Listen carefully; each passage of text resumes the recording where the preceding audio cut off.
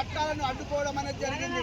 కానీ 2025 ఏప్రిల్ నుంచి ఈ కేంద్రంలోని కేంద్ర ప్రభుత్వం బీజేపీ ప్రభుత్వం మొండిగా ఈ రోజు ఆ చట్టాలను అమలు చేసినటువంటి పరిస్థితి ఉన్నది.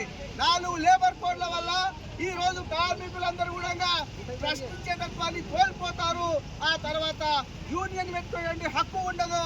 వేతనాలు ఇవ్వకపోయినా కూడా ప్రభుత్వాన్ని ప్రశ్నించేటువంటి అన్ని హక్కులు కూడా ఈ రోజు కోల్పోతారు. కాబట్టి వెంటనే రద్దు చేసినటువంటి 29 కార్మిక చట్టాలను పునరుద్ధరించాలి. 4 లేబర్ కోడ్లను రద్దు చేయాలి. అదే రకంగా 53 లక్షల కోట్ల కేంద్ర బడ్జెట్ లో ఈ రోజు కార్మికుల సంక్షేమానికి ఎలాంటి పెద్దపీట వేయలేదు.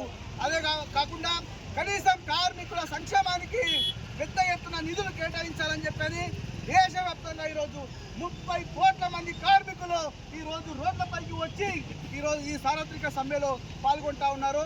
ఈ సమ్మెను జయప్రదం చేసినటువంటి కార్మికులందరికీ ధన్యవాదాలు తెలియజేస్తూ ఇంతటితో ఈ కార్యక్రమం ముగుస్తుంది.